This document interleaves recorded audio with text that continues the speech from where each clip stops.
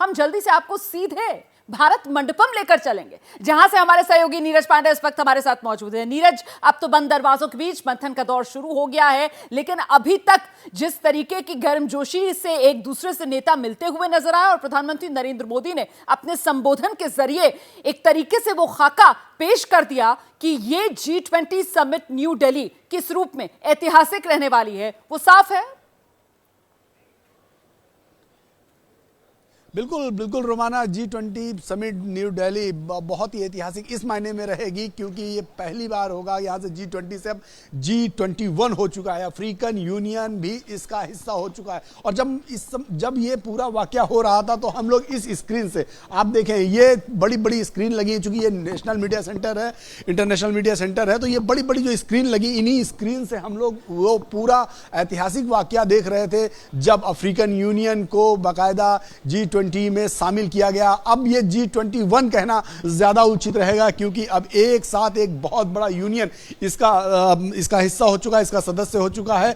और यहाँ जहाँ चूंकि मैं हूँ, इंटरनेशनल मीडिया सेंटर है, यहाँ भी उस समय गहमा गहमी खूब देखने को मिली क्योंकि सभी लोग बड़े ही अचंभे से देख रहे थे कि अचानक इतना बड़ा डेवलपमेंट हुआ है। और ये इसकी संभावना भी बहुत पहले से थी। डिप्लोमेटिक लेवल पर ये एक बहुत महत्वपूर्ण मूव है क्योंकि आप एक साथ अफ्रीकन यूनियन के तमाम वो देश हैं जो 53 कंट्री, वो सब के सब एक साथ आपके इस G20 का हिस्सा हो चुके हैं। और अब ये एक बहुत बड़ा समूह हो चुका, जो पहले ही कहा जा रहा था कि करीब 80% वित्तीय आबादी वाले कंट्री ऑलरेडी इसके सदस्य थे। अब अफ्रीकन यूनियन भी इसमें शामिल होने से इसकी ताकत और बढ़ चुकी है। और ये कहना गलत नहीं होगा कि दुनिया का सबसे बड़ा मंच अब G21 हो चुका है। तो यहाँ पे आप देखिए पूरी दुनिया के यहाँ पत्रकार और मीडिया के लोग यहाँ पर मौजूद हैं और सबके बीच में ये जिज्ञासा थी कि ये जो घटनाक्रम हुआ वो बहुत बड़ा घटनाक्रम है। और इन्हीं स्क्रीन से उस ऐतिहासिक पल को सभी ने देखा रोमाना। और सब इस बात के लिए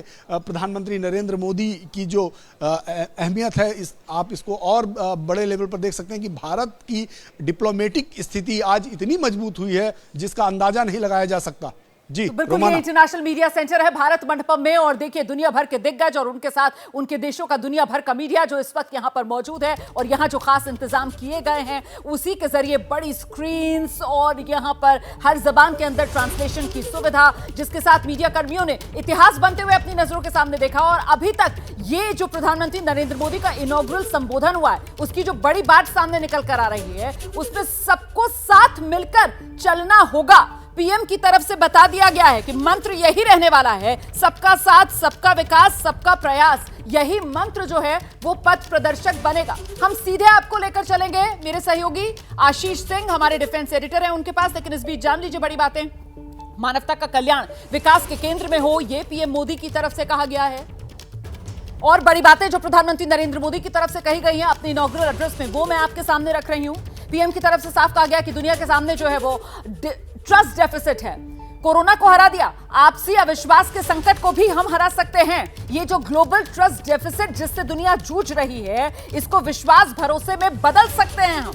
और वो कैसे संभव है? अगर हम एकजुट हो जाएं। आइए आपको सुनाते हैं पहले प्रधानमंत्री नरेंद्र मोदी का वो संबोधन जिसमें वसुधैव कुटुंबकम की तर्ज पर अपनी बात की शुरुआत करते हुए प्रधानमंत्री नरेंद्र मोदी ने जो मोरक्को में भूकंप आया वहां के लोगों के साथ अपनी संवेदना जताते हुए अफ्रीकन यूनियन को G20 में शामिल करने का बड़ा ऐलान किया। सुनिए। 21वीं सदी का यह समय पूरी दुनिया को नई दिशा दिखाने वाला और नई दिशा देने वाला एक महत्वपूर्ण समय है। ये वो समय है जब बरसों पुरानी चुनौतियां हमसे नए समाधान मांग रही हैं और इसलिए हमें ह्यूमन सेंट्रिक अप्रोच के साथ अपने हर दायित्व को निभाते हुए ही आगे बढ़ना है। फ्रेंड्स, कोविड-19 के बाद विश्व में एक बहुत बड़ा संकट विश्वास के अभाव का आया है। युद्ध ने इस ट्रस्ट डेफिसिट को और गहरा किया है।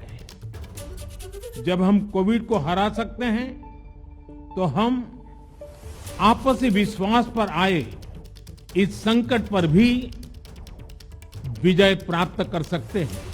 यह हम सभी के साथ मिलकर चलने का समय है और इसलिए सबका साथ, सबका विकास, सबका विश्वास, सबका प्रयास का मंत्र हम सभी के लिए एक पथ प्रदर्शक बन सकता है।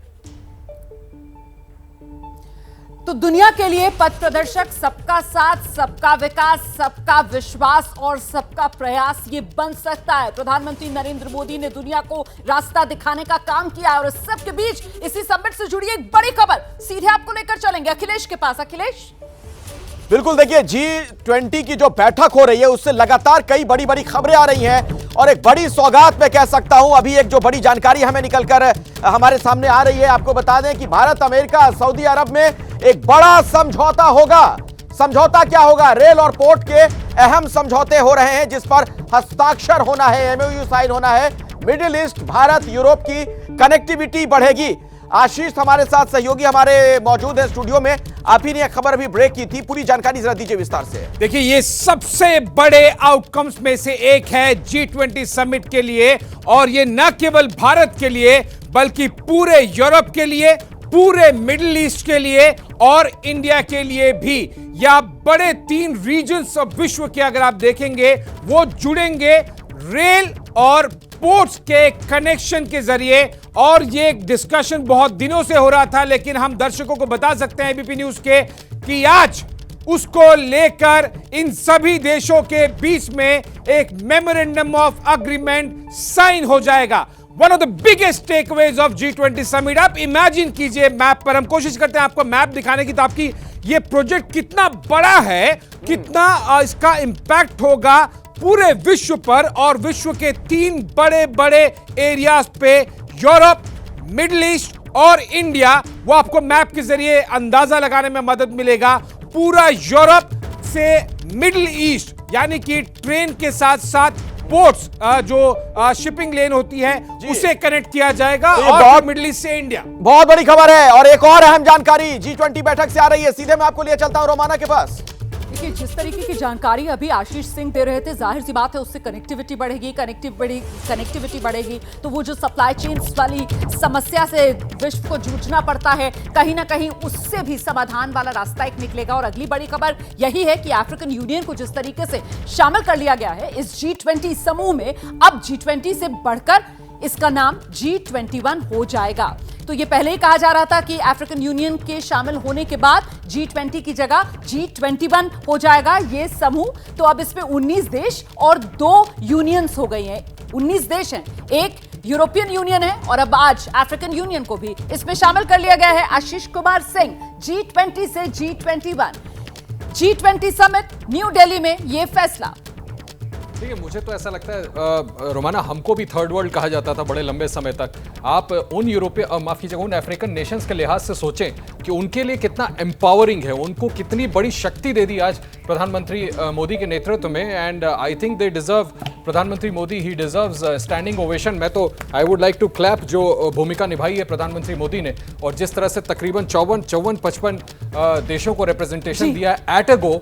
और नीरज अभी कह रहे थे सबसे बड़ा विश्व का एक पटल बन गया। मुझे लगता है यूनाइटेड नेशंस के बाद हम कह सकते हैं सबसे बड़ी ग्रुपिंग हो गया ये G21, और हर लिहाज से बहुत बड़ा कदम उठाया गया। बिल्कुल, हमारे साथ देखिए एक और खास मेहमान जुड़ गए हैं। सुरेश कुमार गोयल सर हैं, पूर्व राजनयिक, वो भी अब हमारे साथ जुड़ गए हैं। गोयल सर, बहुत स्वागत आपका एबीपी न्यूज में। लीजिए, शानदार खबरें सुबह से आ रही हैं जिनका इंतजार भी था। अफ्रीकन यूनियन भी अब G20 में शामिल, और अब हम G21 कहलाए जाएंगे। तो कुल मिलाकर यहां से कूटनीतिक तौर पर हिंदुस्तान का कद लगातार बढ़ता हुआ देख रहे हैं आप। जी, अब मैं कहूँगा कि हिंदुस्तान का कद तो तभी 3-4 दिन से ही पता लग रहा था कि बढ़ रहा है, क्योंकि जितनी हमने सफलता से ये मीटिंग ऑर्गेनाइज करी है, और जहाँ ये एजेंडा में काफ़ी मुश्किलें रही हैं, लेकिन उन मुश्किलों को देखते हैं भी हम उससे थोड़ा सा अगर अलग हटके हमने प्रयास किया और एक नए रूप में G20 उभर के सामने आ रहा है। तो वो तो खैर है ही, अच्छा है ये। लेकिन मैं ये कहूँगा कि जो भारत ने अफ्रीका को साथ में लाने का काम किया है, इससे G20 या G21 आप जो भी कहेंगे, ये और भी ज्यादा सार्थक हो जाएगा, क्योंकि जब हमने कहा था कि वसुधैव कुटुंबकम इंक्लूसिव प्लेटफॉर्म, यानी कि जो डेवलपिंग कंट्रीज हैं, जब तक उसमें अफ्रीका के मुल्क नहीं होंगे, अधूरा था वो। बिल्कुल। तो बहुत अच्छा इंडोनेशिया में जब हमें ये मेजबानी मिल रही थी, तभी प्रधानमंत्री नरेंद्र मोदी की तरफ से कह दिया गया था कि हमारा जो पूरा फोकस है वो इस समूह को समावेशी बनाने में होगा, इंक्लूसिवनेस पर हमारा जोर रहेगा और एक्शन ओरिएंटेड भी होगा। और आखिरकार यहां नई दिल्ली में G20 समिट में वो इंक्लूसिवनेस बढ़ाने के लिए, समानता बढ़ाने के लिए वो एक्शन वाला फैसला भी ले लिया गया है। अफ्रीकन यूनियन G20 में शामिल और के साथ ग्लोबल साउथ की मजबूत आवाज के तौर पर हिंदुस्तान दुनिया के सामने। अखिलेश जी हां, बिल्कुल, ये सबसे बड़ी खबर है। और अभी तक जो बैठक हुई, जो खबर वहां से आ रही है, उसमें अगर आप देखें तो ये डेवलपमेंट जो है इसके आने वाले दिनों में बड़े मायने मतलब होंगे।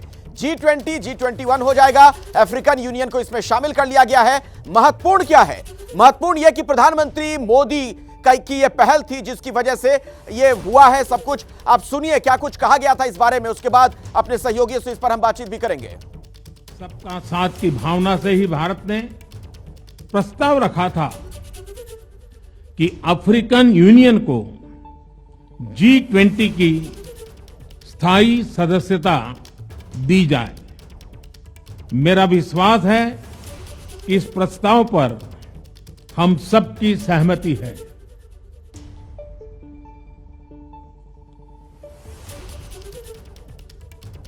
आप सबकी सहमति से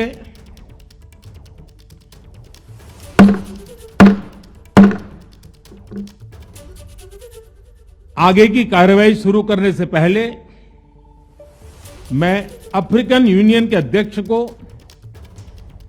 G20 के स्थायी सदस्य के रूप में अपना स्थान ग्रहण करने के लिए आमंत्रित करता हूं। ये वो वक्त, ये वो लम्हा जब इसका उद्घोष किया प्रधानमंत्री मोदी ने, और इस तरीके से G20 अब G21 हो गया है। सीधे अभिषेक उपाध्याय का हम रुख करना चाहेंगे। और अभिषेक, बार बार मोदी कहते हैं या उनकी पार्टी के लोग कहते हैं कि रिकॉर्ड लगातार बनाते रहते हैं नरेंद्र मोदी, तो एक और रिकॉर्ड उनके नाम हो गया। G20 को उन्होंने G21 बना दिया। बिल्कुल, देखिए भी रोमाना ने एक बात कही थी, इंक्लूसिव, ये बात बहुत ही महत्वपूर्ण है, क्योंकि अफ्रीका में चीन का निवेश बहुत ज्यादा है, लेकिन वो इंक्लूसिव नहीं है, वो जियोपॉलिटिकल है, उसके अपने जो स्ट्रेटेजिक इंटरेस्ट हैं। लेकिन भारत का इंक्लूसिव है और आज से नहीं है, पिछले 70 सालों से भारत अफ्रीका का पार्टनर है, लेकिन इंक्लूसिव वहां पर इन्वेस्टमेंट भारत अपना कर रहा है। और ऐसे में अफ्रीका को शामिल करना, G21 कर देना, सीधा सा भारत की वो जो विरासत है अफ्रीका के साथ, जो इंक्लूसिव रिश्तों की विरासत है, वो आगे जाएगी। और जो ग्लोबल साउथ की बात कर रहे हैं हम कि विकासशील देशों का नेता कौन है, अफ्रीकन यूनियन के साथ आने से इस पर बहुत ही गहरी मोहर लगने जा रही है। और ये जो न्यू वर्ल्ड ऑर्डर है, इस न्यू वर्ल्ड ऑर्डर में भारत का जो स्थान है वो इससे बहुत ज्यादा उच्च और गरिमामय प्रतीत हो रहा है। जी बिल्कुल, तो वर्ल्ड ऑर्डर जो है वो बदलता हुआ और विकासशील देशों का नेता, उसके प्रमुख अब नरेंद्र मोदी साफ तौर पर नजर आ रहे हैं। रोमाना, बिल्कुल, देखिए प्रधानमंत्री नरेंद्र मोदी की तरफ से साफ किया गया है किस तरीके से मानव कल्याण को प्राथमिकता देते हुए, इंक्लूसिव तरीके से, समावेशी बनाते हुए, समानता की तरफ दुनिया को आगे लेकर जाना है। सभी खास मेहमान हमारे साथ बने हुए हैं। अब यहां से जिस तरीके से मंथन शुरू हो चुका है, वो पहला सेशन जो शुरू हुआ है, मुझे लगता है जल्दी से दीपक बोरा जी, अगर मुझे सुन पा रहे हैं आप, तो ये वन अर्थ वाला पहला सेशन है और यहां सहमति इस रूप में पहली बनती हमने देखी कि साहब अफ्रीकन यूनियन को शामिल करने पर सब सहमत। लेकिन ये जो वन अर्थ वाला सेशन होगा, इसमें आपको क्या लगता है कहां पर सहमतियां बन रही होंगी और कहां अभी भी कुछ चुनौती होगी सहमति बनाने पर? सबसे बड़ी चुनौती कौन सी है हमारे सामने मैम? मेरी उम्र 72 साल की है। मैं आपको बता सकता हूं कि मैंने अपने जीवन में अगर मानवता पर एक थ्रेट देखा था जो हम लोग एक्सटिंक्ट हो सकते थे, खत्म हो सकते थे, वो उसी चाइनीज महामारी, और दूसरा है क्लाइमेट चेंज। आप देख रहे हैं कि अभी मोरक्को में भूकंप आ रहा है। जहां मैं बैठा हूं यूनाइटेड स्टेट्स में, ईस्ट कोस्ट पे हमसे कह रहे हैं न्यूयॉर्क में कि आप घर से बाहर मत निकलिए, भयंकर तूफान आने वाला है, जबकि ये तूफान का सीजन नहीं है। ये क्लाइमेट चेंज दूसरी बड़ी चुनौती है हमारे सामने। तो अगर हमारी एक वन अर्थ है, हम अगर उसको वन पीस में नहीं रखेंगे मैम, तो फिर वर्ल्ड पीस हम कैसे हासिल करेंगे? ये बहुत जरूरी है जो प्राइम मिनिस्टर बात कर रहे हैं कि we have to protect the earth. Ma'am, ये धरती हमारी नहीं है, हमने तो अपने बच्चों से उसे उधार लिया है, अपने बच्चों को हमने वापस देनी है। So this is going to be a major issue जिसके बारे में ये लोग बात का जिक्र कर रहे हैं त्रिपाठी सर, मतलब वो क्लाइमेट चेंज, क्लीन एनर्जी वाले मुद्दे तमाम जो फोकस में होंगे और जरूरत इस बात पर कि विकासशील और विकसित देशों में इन मुद्दों को लेकर सहमति बने। त्रिपाठी जी देखिए, ऐसा है कि इस मुद्दे पे सबसे बड़ी चुनौती जो अभी तक आई है ये कि पिछले 8 साल से 8 साल पहले ये निर्णय हो गया था कि $100 बिलियन की लागत का एक फंड बनाया जाएगा जिसकी मदद से विकासशील देश जो हैं वो अपने यहाँ क्लाइमेट चेंज को चुनौती देंगे, कार्बन फुटप्रिंट को कम करेंगे। क्योंकि पहले विकासशील देशों ने विकसित देशों से प्रार्थना की थी कि वो उन्हें टेक्नोलॉजी दें इस चीज़ के लिए, लेकिन उन लोगों ने कहा कि नहीं, टेक्नोलॉजी प्राइवेट हैंड्स में है, इसलिए आपको ख़रीदना पड़ेगा। तो इस बात पे सहमत हुई कि $100 बिलियन का फ़ंड आएगा, लेकिन वो फंड अभी भी 25% से ज़्यादा नहीं आया है। तो सबसे बड़ी चीज़ ये होगी कि उसके लिए विकसित देशों को बाकी पैसा भी देना पड़ेगा ताकि विकासशील देश अपने यहाँ पर्यावरण की सुरक्षा का इंतजाम कर सकें। आपने ये देखा होगा कि हमने कार्बन फुटप्रिंट को, हमारा जो 2028 तक का लक्ष्य था वो हमने लक्ष्य से 4 साल 5 साल पहले पूरा कर लिया है। लेकिन हमें ये काम करना है, जैसे भारत ने कहा है कि नेट जीरो पे हमें काम करना है। और उसके लिए जलवायु परिवर्तन वाला मुद्दा जिसको लेकर सहमति बनाने की चुनौती, और एक और बड़ा मुद्दा जिस पर आगे चर्चा करेंगे वो रूस यूक्रेन वाला युद्ध, उसका प्रभाव। और ऐसे में जिस बात का जिक्र पीएम की तरफ से भी अपने संबोधन में किया गया ना कि कोरोना जब महामारी आई थी तो दुनिया के सामने एक विश्वास का संकट जिसको और गहरा किया युद्ध ने, और ऐसे में उस युद्ध के प्रभाव में इस बटे हुए दुनिया के अंदर वो ट्रस्ट डेफिसिट में किस तरीके से विश्वास बहाली की जाए, इस पर क्या सहयोग और सहमति बनेगी, इस पर भी आगे चर्चा करेंगे। G20 की बैठक पर यह बड़ी कवरेज लगातार आप देख रहे हैं, और G20 क्या, अब तो यूं कह लीजिए G21 अफ्रीकन यूनियन को शामिल कर लिया गया है प्रधानमंत्री मोदी की पहल पर। और अभी की बड़ी खबर मैं आपको बता दूं, ब्रेकिंग न्यूज यह है कि G20 से भारत का डिजिटल दुनिया वाला जो संदेश है उसकी शुरुआत कर दी गई है। विदेशी मेहमानों के मोबाइल पर यूपीआई पेमेंट, जी हां, यूपीआई पेमेंट के जरिए इसकी शुरुआत हो गई है। अभी की सबसे बड़ी खबर, इसी पर कुछ और जानकारी आपको देंगे हमारे सहयोगी नीरज इस वक्त हमारे साथ जुड़ गए। नीरज, इस बाबत क्या इंफॉर्मेशन और आपको मिल पा रही है?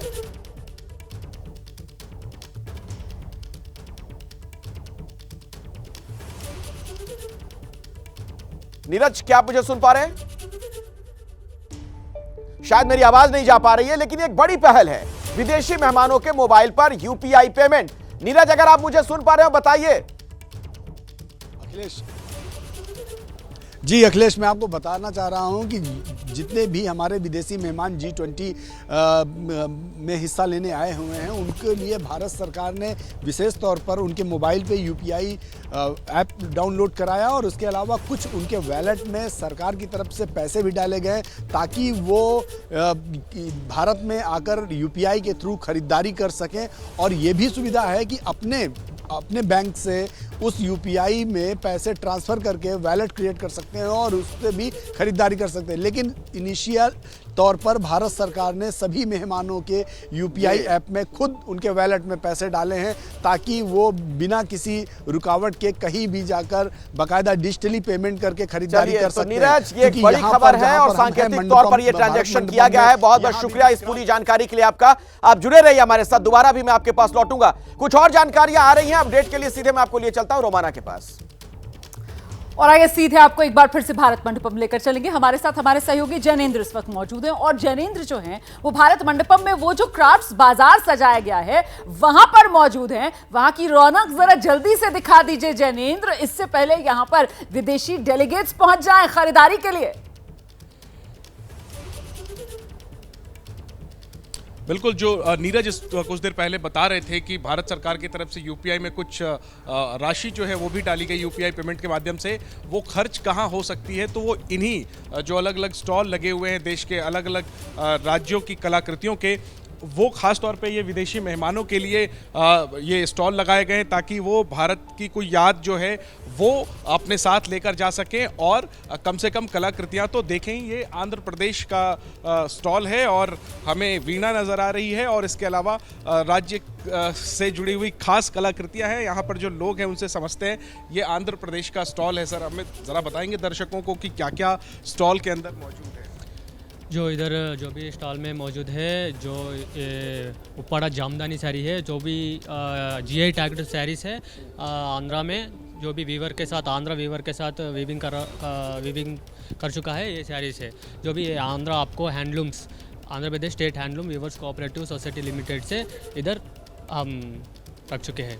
ठीक है, तो कुछ लोग आए हैं 2 दिन से घूमने के लिए? हाँ, आए थे सर। क्या ले रहे हैं? कलमकारी फैब्रिक है सर हमारे पास, जो भी कुर्ता और कुर्ती खरीद क्या रहे हैं, क्या उन्हें अच्छा लग रहा था? हाँ सर, कलमकारी फैब्रिक अच्छा लग रहा है उनको।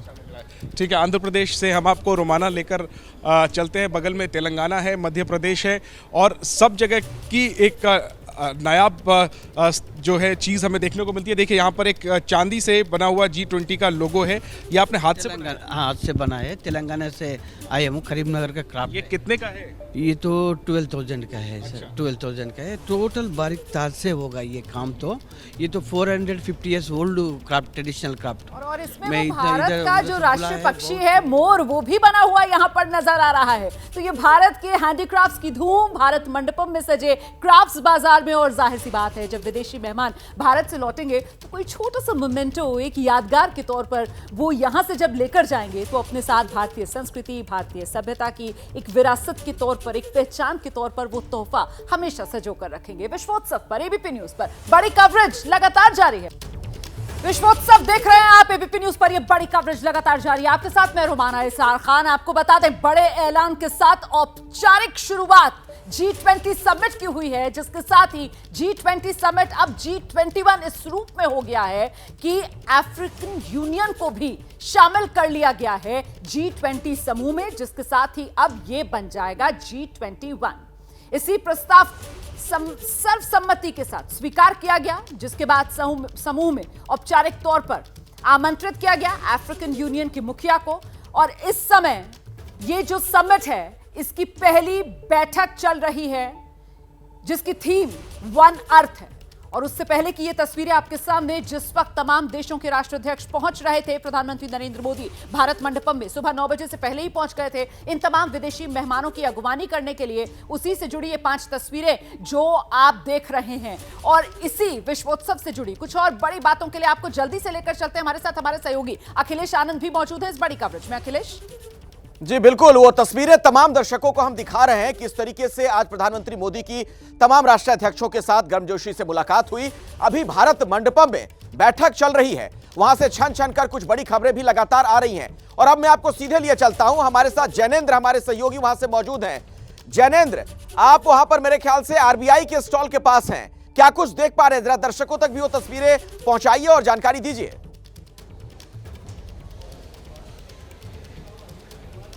बिल्कुल, G20 की बैठक में एक बड़ा स्टॉल लगा हुआ है हस्तकला का, शिल्प का, जो हाथ हमारे सधे हैं कलाकारी पर, उसकी प्रदर्शनी लगी हुई है। और खरीदारी वाली जगह से ठीक पहले एक आरबीआई का स्टॉल लगा हुआ है, जहां यूपीआई ऐप डाउनलोड करने पर जो विदेशी मेहमान हैं उनको एक तरीके से 2,000 रुपये का शगुन दिया जा रहा है। बेहतर समझाएंगे, मेरे साथ गुणवीर सिंह जी हैं, पेमेंट्स डिपार्टमेंट के HOD हैं। सर, ज़रा हमारे दर्शकों के लिए आप लाइव हैं एबीपी न्यूज़ पर, मैं देख रहा हूं कि 2 मेहमान हमारे ऐप डाउनलोड भी कर रहे हैं। ज़रा ये पूरी जो प्रक्रिया है और ये कोशिश है, इसके बारे में ज़रा बताइए। इसमें जैसा आप देख रहे हैं, ये जो मेहमान हैं इनको बिना किसी फ्रिक्शन के ये सो ये लोग जो हैं ये अभी आपके सामने 2 मिनट पहले आए थे। 2 मिनट में इनका ऐप डाउनलोड हुआ है, उसमें अमाउंट लोड हुआ है और वो अपना कमेंट लिख के जा रहे हैं। Now they can go to the ये वाला जो यहाँ पर जो प्रदर्शनी है वहाँ पर जाके दे कैन स्पेंड इट। ये शगुन में 2,000 रुपये भी आप लोग प्रीलोड कर है ऐप में।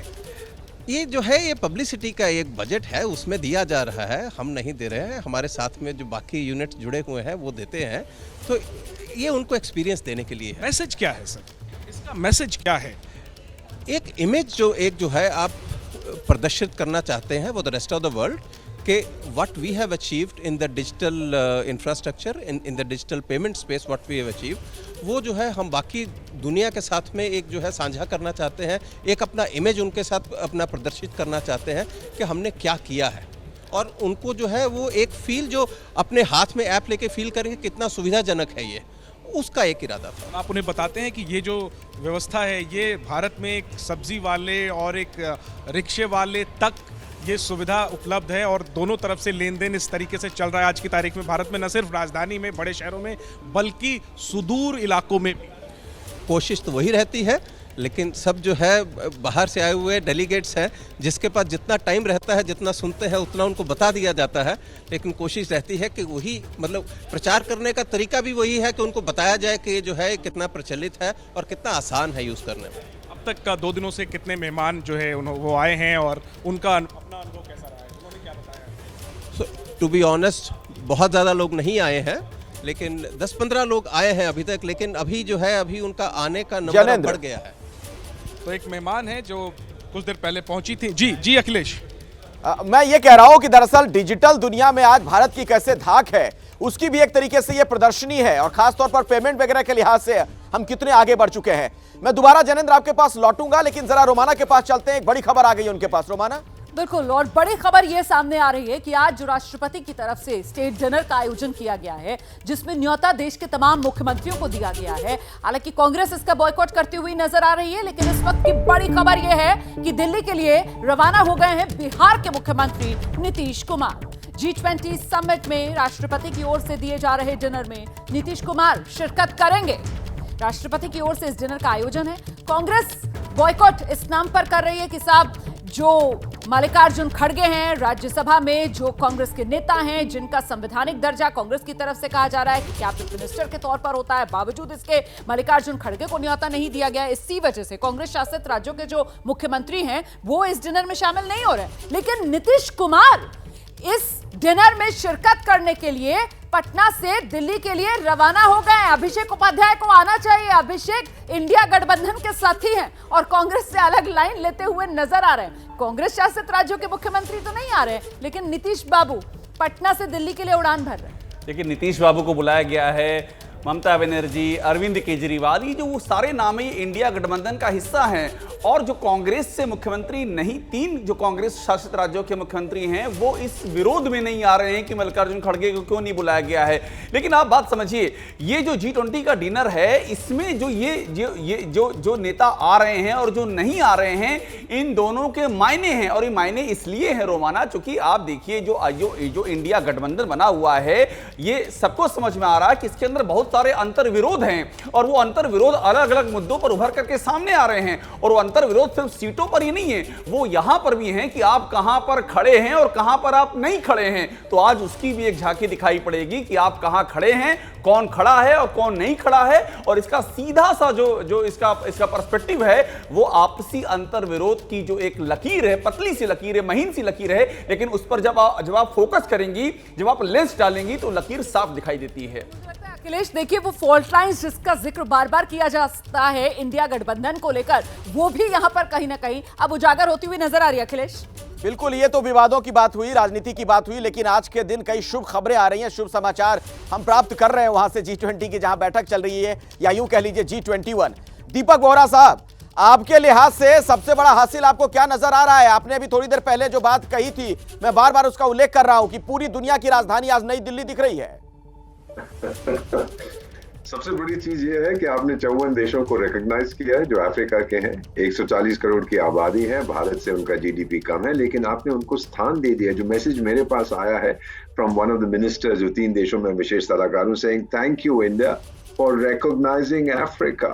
सर, हमेशा से तो पश्चिमी देशों की अफ्रीका की तरफ रवैया यही रहा है, तुम काले लोग हो, ये हो, वो, कोई तरक्की नहीं कर पाओगे, ये नहीं कर पाओगे, you know there is a very strong racist feeling. मैं तो विशेष सलाहकार हूँ 3 देशों में, जानता हूँ, मैं अभी भी उसको देखता हूँ, लेकिन भारत ने ये पहल की है कि कम ऑन, आप भी तो इंक्लूसिव हैं। अगर हम एक धरती की बात करते हैं, आप किसी दूसरी धरती से नहीं है, आप इसी धरती से, एक ही तो धरती है हमारी सर, इसको बचा के रखना है, हम सब ने इसका विकास करना है। ये तो पीएम साहब क्या कह रहे हैं, सबका साथ, सबका विकास, सबका विश्वास, सब बहुत गहरे मायने हैं। मैंने बहुत से प्राइम मिनिस्टर को देखे। एक चीज मैं कहना चाहता हूं मैंने रोमाना जी, कि एक तो पहले मैं सच्चे दिल से कह रहा हूँ कि आपसे बहुत कुछ मुझे सीखना है, जिस तरह से आप प्रेजेंट करते हैं, यू आर आउटस्टैंडिंग। ये मैं अपने दिल से कह रहा हूँ।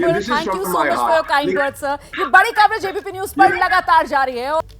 तो G20 समिट में जो मंथन है उसका दौर लगातार जारी है और इस बीच आज रात में राष्ट्रपति की ओर से जो स्टेट डिनर दिया गया है उसी से जुड़ी इस वक्त की एक बड़ी खबर आपको बता दूं। राष्ट्रपति के रात्रि भोज में जो दो पूर्व प्रधानमंत्री हैं जिनको न्योता दिया गया, जिसमें डॉक्टर मनमोहन सिंह शामिल हैं और साथ ही HD देवगौड़ा शामिल हैं, वो दोनों ही पूर्व प्रधानमंत्री रात्रि भोज में शामिल नहीं होंगे।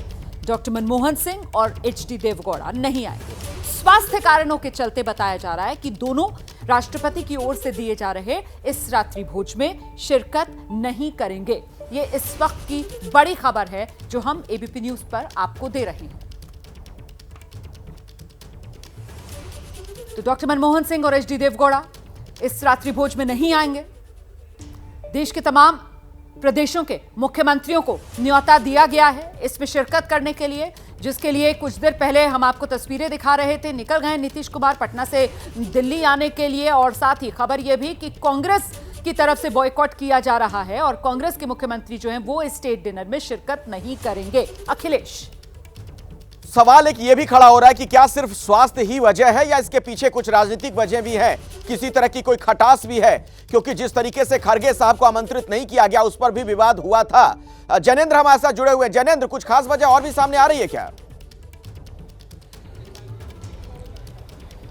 देखिए, पहली बात तो ये कि आधिकारिक तौर पर बायकॉट करने का ऐलान नहीं किया गया है। मल्लिकार्जुन खड़गे को न्योता नहीं दिया गया था। तब कांग्रेस सूत्रों ने ये कहा था कि मुख्यमंत्रियों को लेकर के कोई स्पष्ट ये नहीं है स्पष्टता कि वो शामिल होंगे ही या शामिल नहीं होंगे। मुख्यमंत्री अपनी अपनी सुविधा के हिसाब से तय कर सकते हैं। लेकिन जाहिर सी बात है कि अगर मल्लिकार्जुन खड़गे जो नेता विपक्ष हैं, कांग्रेस अध्यक्ष भी हैं, उन्हें इन्वाइट नहीं किया गया। ऐसे में कोई कांग्रेसी मुख्यमंत्री जो है वो खुद जहमत नहीं उठाएगा डिनर में भाग लेने की। तो इसको अघोषित तौर पर आप बायकॉट जरूर कह सकते हैं, लेकिन कांग्रेस ने ऑफिशियली बायकॉट करने का ऐलान नहीं किया है। लेकिन चूंकि मल्लिकार्जुन खड़गे को इनवाइट ना करने पर राहुल गांधी ने भी कमेंट किया और कहा कि देखिए 60% आबादी के जो नेता हैं, बार बार विपक्ष ये तर्क देता है कि 40% वोट मिला था जो वर्तमान सत्ता है उसे, और विपक्ष को 60% वोट मिला था और अब वो इकट्ठा हो गया है। उसके नेता मल्लिकार्जुन खड़गे हैं, उन्हें इन्वाइट नहीं किया गया। इस पर सवाल राहुल गांधी ने भी उठाए हैं कल बेल्जियम में जब वो प्रेस कॉन्फ्रेंस कर रहे थे। जाहिर सी बात है लीडरशिप को इन्वाइट नहीं किया गया है तो कांग्रेस का कोई मुख्यमंत्री इसमें शामिल होने नहीं जा रहा। लेकिन बायकॉट नहीं किया गया है और नहीं इसको लेकर के कोई आपसी बातचीत हुई है। यही वजह है कि नीतीश कुमार भाग ले रहे हैं, कांग्रेस के मुख्यमंत्री भाग नहीं ले रहे हैं। हालांकि इसको निश्चित तौर पर इंडिया गठबंधन के बीच एक दरार के तौर पर जरूर देखा जाएगा। लेकिन कांग्रेस के सूत्रों का कहना है कि बायकॉट करने का फैसला नहीं किया गया है। खड़गे को इन्वाइट ना करना सरकार का फैसला था जो कि उन्होंने किया, लेकिन इसको लेकर के ऑफिशियली कांग्रेस पार्टी ने ना तो कोई टिप्पणी की है और ना ही कोई ऐलान किया है। हाँ, राहुल गांधी ने जरूर इस पर टिप्पणी की, हालांकि उन्होंने भी सिर्फ इस पर तंज कसा है। इसको लेकर के कांग्रेस पार्टी की कोई ऑफिशियल प्रतिक्रिया नहीं आई है कि मल्लिकार्जुन खड़गे को न्योता क्यों नहीं दिया गया है। और इस सब के बीच जो बड़ी खबर अभी हमने आपको बताई कि दोनों पूर्व प्रधानमंत्री डॉक्टर मनमोहन सिंह और HD देवगौड़ा स्टेट डिनर में शिरकत नहीं करेंगे। जाहिर सी बात है उम्र और स्वास्थ्य कारणों की वजह से बताया जा रहा है कि वो शिरकत नहीं करेंगे। पत्रकारिता कोई इमोशन नहीं है, ना अपना कोई ज्ञान देना है और ना कोई विचार थोपना है। पत्रकारिता क्या है? पत्रकारिता का मतलब है सही जानकारी इकट्ठा करना और तथ्य बताना। पत्रकारिता आज जितने महत्वपूर्ण दौर में है शायद पहले नहीं थी।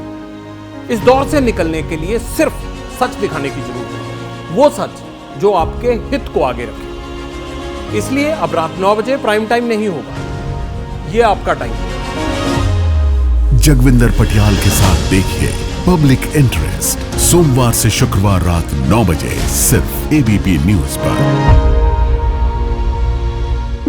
ABP न्यूज आपको रखे आगे।